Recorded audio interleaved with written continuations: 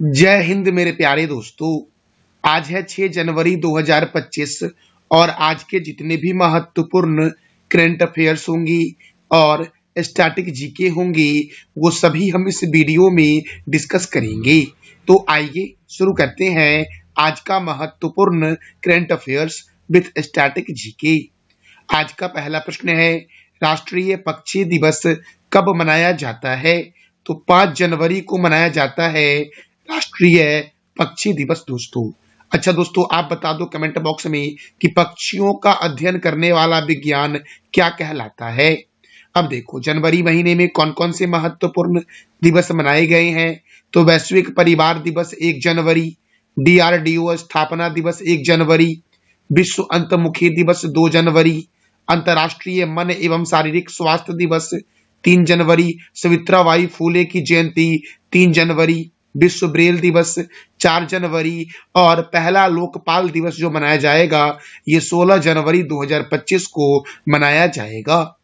अगला प्रश्न है, वन नेशन वन सब्सक्रिप्शन अर्थात ONOS योजना की शुरुआत कब की गई है? तो 1 जनवरी 2025 को वन नेशन वन सब्सक्रिप्शन योजना की शुरुआत की गई है। अब देखो दोस्तों, ONOS है क्या? तो देखो, ONOS पहल के लिए 2025, 2026 और 2027 के लिए 6,000 करोड़ रुपए आवंटित किए गए हैं और इसका उद्देश्य है भारतीय छात्रों, शिक्षकों और शोधकर्ताओं को अंतर्राष्ट्रीय शोध पत्रिकाओं तक पहुंच प्रदान करना। ये इसका उद्देश्य है ONOS योजना का दोस्तों। अगला प्रश्न है, हाल ही में ऑस्ट्रेलिया ने किस खिलाड़ी को पुरुष टेस्ट टीम का कप्तान बनाया है? तो पुरुष टेस्ट टीम का कप्तान ऑस्ट्रेलिया ने दोस्तों किसे बनाया है? तो जसप्रीत बुमराह को बनाया है। अब ऑस्ट्रेलिया की राजधानी क्या है? कैनबरा। ऑस्ट्रेलिया के प्राइम मिनिस्टर कौन है? एंटोनियो अल्बनेज़ हैं ऑस्ट्रेलिया के प्राइम मिनिस्टर मेरे प्यारे दोस्तों। और ऑस्ट्रेलिया की करेंसी क्या है? तो ऑस्ट्रेलियन डॉलर है। प्यासी भूमि का देश किसे बोलते हैं? ऑस्ट्रेलिया को। और कंगारुओं का देश किसे बोलते हैं? तो ऑस्ट्रेलिया को कहते हैं। अब दोस्तों क्रिकेट, तो देखो क्रिकेट के संदर्भ में पहले महत्वपूर्ण स्टेडियम को हम जानते हैं, जैसे कि Chidambaram stadium Chennai, Chepauk stadium Chennai, Eden garden stadium कहाँ है? तो कोलकाता में, चिन्ना स्वामी स्टेडियम बेंगलुरु, अरुण जेटली स्टेडियम दिल्ली और दिल्ली जो है ये यमुना रिवर के किनारे है। राजीव गांधी स्टेडियम हैदराबाद, हैदराबाद मूसी नदी के किनारे है। बाराबाती स्टेडियम कटक, कटक महानदी के किनारे है। वानखेड़े स्टेडियम मुंबई, किन्नन स्टेडियम जमशेदपुर और जमशेदपुर स्वर्ण रेखा नदी के किनारे है। मेलबर्न स्टेडियम पर्थ और विश्वबर्न स्टेडियम ऑस्ट्रेलिया में है। अब देखो क्रिकेट के महत्वपूर्ण ट्रॉफी को देख लेते हैं, जैसे कि Ranji trophy, Irani trophy, Vijay Hazare trophy, Moin Uddaula gold cup, Cooch Behar cup, Duleep trophy, Rohinton Baria cup, GD Birla cup और देवधर ट्रॉफी का संबंध क्रिकेट से है। विश्व का सबसे बड़ा क्रिकेट स्टेडियम का नाम है नरेंद्र मोदी स्टेडियम जो अहमदाबाद में है और अहमदाबाद साबरमती नदी के किनारे है। अब देखो दोस्तों, भारत में जो क्रिकेट को कंट्रोल करने वाली संस्था है उसका नाम है BCCI अर्थात board of control for cricket in India और इसका हेडक्वार्टर जो है वो मुंबई में है। इसकी स्थापना 1 दिसंबर 1928 को हुई और इसके प्रेसिडेंट कौन है? तो रोजर बिन्नी है। और क्रिकेट जो है वो इंग्लैंड और ऑस्ट्रेलिया का राष्ट्रीय खेल है।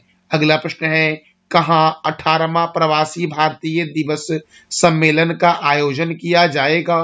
तो इसका आयोजन किया जाएगा भुवनेश्वर में दोस्तों। कहाँ किया जाएगा 18वां प्रवासी भारतीय दिवस सम्मेलन का आयोजन? तो भुवनेश्वर में। अच्छा दोस्तों, प्रवासी भारतीय दिवस कब मनाया जाता है? तो 9 जनवरी को मनाया जाता है प्रवासी भारतीय दिवस, क्योंकि 9 जनवरी 1915 को गांधी जी दक्षिण अफ्रीका से वापस आए थे। अब देखो दोस्तों, ओडिशा में मनाया जाएगा 18वां प्रवासी भारतीय दिवस। तो ओडिशा की राजधानी है भुवनेश्वर और ओडिशा का पूर्व नाम है कलिंग। दोस्तों सम्राट अशोक ने 261 बीसी में कलिंग पर विजय प्राप्त किया था। ओडिशा के मुख्यमंत्री हैं मोहन चरण मांझी और ओडिशा के गवर्नर हैं कंभमपति हरि बाबू। ओडिशा में राज्यसभा सीट 10 है और लोकसभा सीट 21 है। ओडिशा की स्थापना 1 अप्रैल 1936 को हुई थी, इसीलिए 1 अप्रैल को उत्कल दिवस अर्थात ओडिशा दिवस मनाया जाता है। चिल्का झील कहाँ है दोस्तों? तो ओडिशा में है। सिंपली पाल अभ्यारण्य, गहिरमठ वन्य जीव अभ्यारण्य, भितरी कनिका राष्ट्रीय उद्यान, बैसीपल्ली वन्य जीव अभ्यारण्य, बद्रमा वन्य जीव अभ्यारण्य, नंदकानन वन्य जीव अभ्यारण्य ओडिशा में है। सप्तकोशिया बाघ रिजर्व, करलापट वन्य जीव अभ्यारण्य, भितरी कनिका राष्ट्रीय उद्यान ओडिशा में है। भितरी कनिका राष्ट्रीय उद्यान जो है ये विश्व का सबसे बड़ा ओलिव रिडले कछुआ प्रजनन केंद्र है। दोस्तों भारत का पहला बाल विवाह मुक्त जिला कौन बना? तो ओडिशा का गंजम जिला बना। और बिरसा मुंडा अंतरराष्ट्रीय हॉकी स्टेडियम जो है ये ओडिशा के राउरकेला में है। बिरसा मुंडा हॉकी स्टेडियम दुनिया का सबसे बड़ा हॉकी स्टेडियम है। बाराबाती स्टेडियम कटक में है। कलिंग स्टेडियम भुवनेश्वर में है। मदिरा बांध साख नदी पर है। जलकोट बांध मचकुंड नदी पर है। स्वर्ण रेखा सिंचाई परियोजना स्वर्ण रेखा नदी पर है। और ओडिशा गवर्नमेंट दोस्तों सुनंदा सम्मान शास्त्रीय गायन के क्षेत्र में देती है। केंद्रीय चावल अनुसंधान केंद्र कटक में है। कटक महानदी के किनारे है। बीजू पटनायक अंतरराष्ट्रीय हवाई अड्डा भुवनेश्वर में है। खारे पानी की सबसे बड़ी झील है चिल्का झील जो ओडिशा में ही है। और भारत का पहला रामसर स्थल दोस्तों चिल्का झील ही है। अंसुपा झील, कौन सा झील? तो अंसुपा झील, कंजिया झील, बाली मेला जलाशय, इंद्रावती जलाशय कहाँ है? ओडिशा में। और ओडिशा की प्रमुख जनजाति जो है वो है संथाल जनजाति। मेरे प्यारे दोस्तों छऊ जो है ये ओडिशा का मुख्य लोक नृत्य है। जगन्नाथ मंदिर पुरी में है जिसे सफेद पैगोडा के नाम से जानते हैं और इसका निर्माण गंगदेव के द्वारा करवाया गया था। कोणार्क सूर्य मंदिर पुरी में है और इसका निर्माण नरसिंह देव प्रथम के द्वारा करवाया गया था और इसे ब्लैक पैगोडा के नाम से जानते हैं। कोणार्क सूर्य मंदिर को 1984 में यूनेस्को के विश्व विरासत स्थल की सूची में शामिल किया गया था। अगला प्रश्न है तेंजिंग यांग की किस पूर्वोत्तर राज्य की पहली महिला आईपीएस अधिकारी बनी है?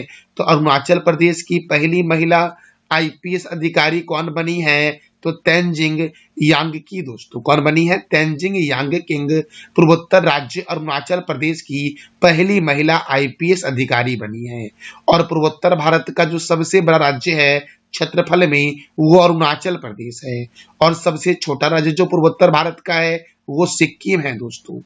अब देखो अरुणाचल प्रदेश की राजधानी है ईटानगर और अरुणाचल प्रदेश को भारत का उगते हुए सूर्य की भूमि कहा जाता है।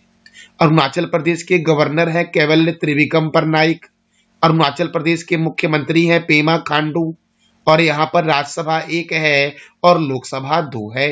अरुणाचल प्रदेश जो था दोस्तों पहले यूनियन टेरिटरी था और यूनियन टेरिटरी के रूप में इसकी स्थापना 21 जनवरी 1972 को हुई और इसे 20 फरवरी 1987 को राज्य का दर्जा दिया गया था।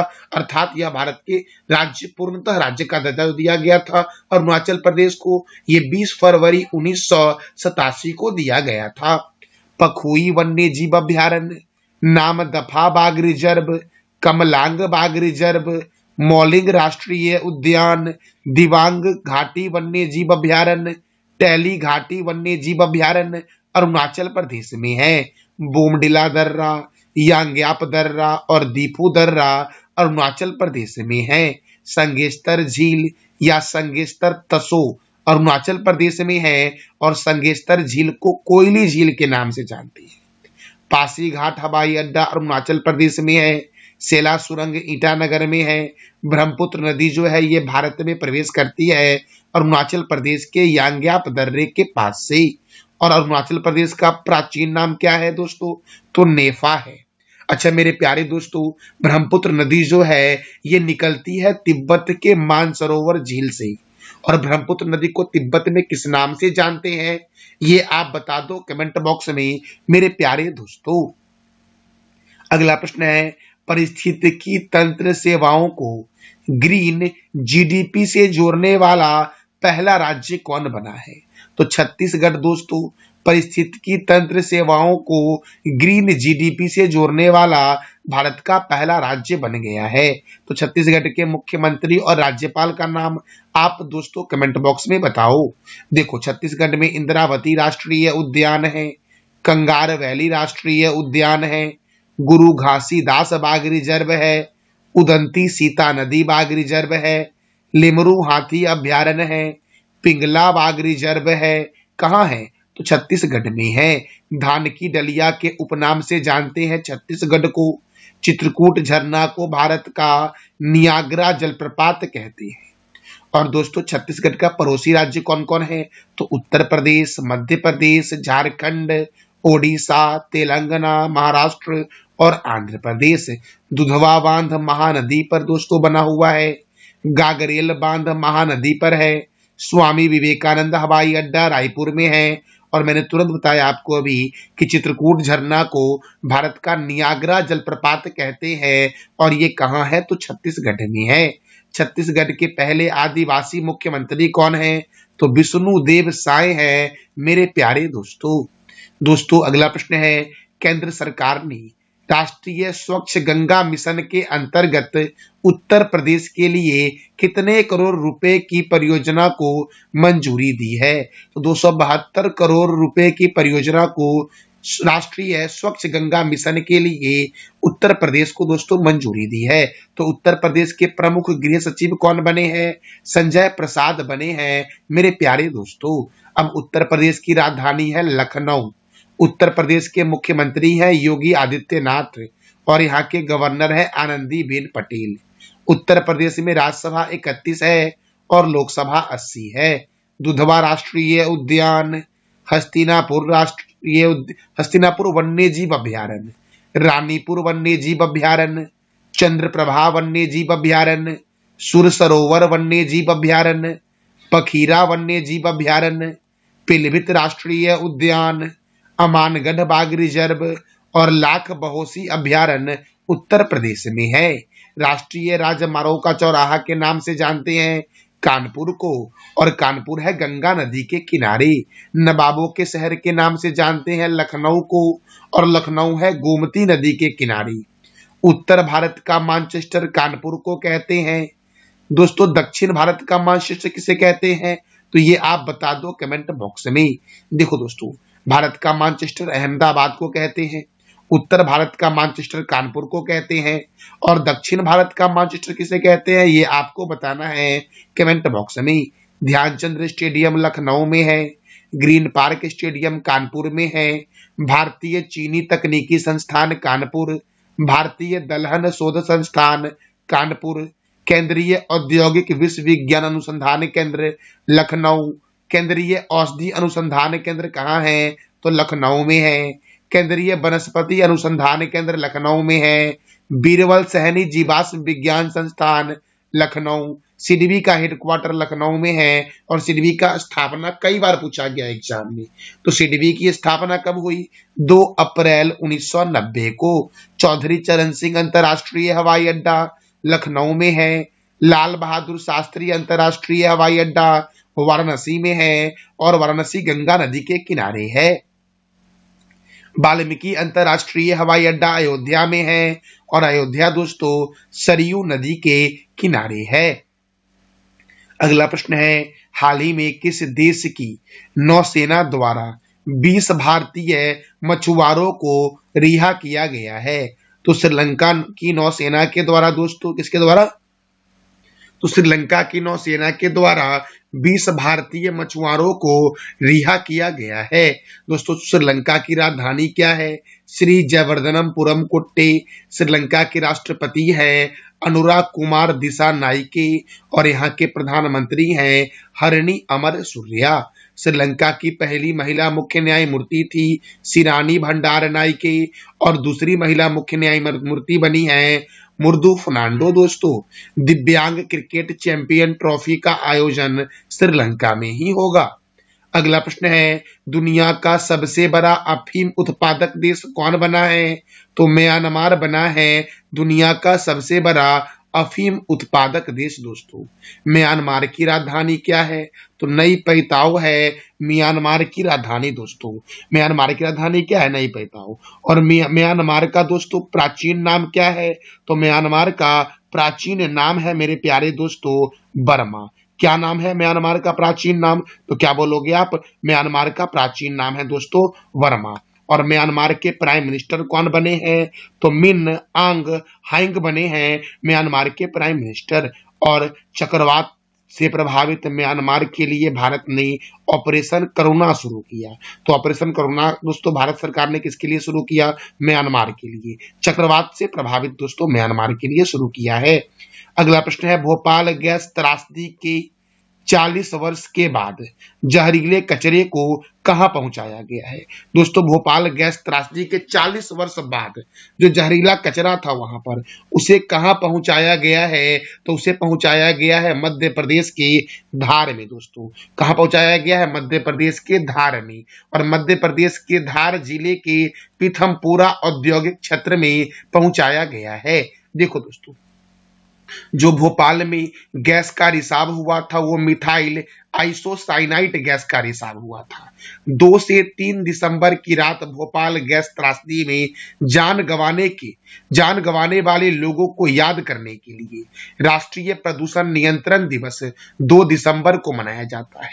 और यह गैस त्रासदी दोस्तों कब हुई थी? तो 2 दिसंबर 1984 को हुई थी। इस गैस त्रासदी में मध्य प्रदेश की राजधानी भोपाल की यूनियन कार्बाइड इंडिया लिमिटेड नामक कंपनी में MIC अर्थात मिथाइल आइसोसाइनाइट गैस का रिसाव हुआ था। तो मेरे प्यारे दोस्तों, ये था हमारा आज का महत्वपूर्ण current affairs with static GK. मैं प्रत्येक दिन वीडियो के एंड में आपसे 3 प्रश्न करता हूं जिसका जवाब देना होता है कमेंट बॉक्स के सेशन में। दोस्तों, तो कल जो मैंने पूछा था आपसे कि ईरानी ट्रॉफी का संबंध क्रिकेट से है, बाल विवाह मुक्त अभियान की शुरुआत अन्नपूर्णा देवी ने की थी और राकसताल झील किस राज्य में है? तो उत्तराखंड में है। आज का आपका 3 प्रश्न है, दुनिया का सबसे बड़ा अफीम उत्पादक देश कौन बना है? उत्तर प्रदेश के प्रमुख गृह सचिव कौन बने हैं? और ग्रामीण भारत महोत्सव 2025 का आयोजन कहां हुआ है? तो इस तीनों प्रश्नों का जवाब दे दो आप कमेंट बॉक्स में मेरे प्यारे दोस्तों। और याद रखना, इस वीडियो का PDF आपको टेलीग्राम पे मिलेगा जिसका लिंक वीडियो के डिस्क्रिप्शन बॉक्स में है। थैंक यू सो मच मेरे प्यारे दोस्तों।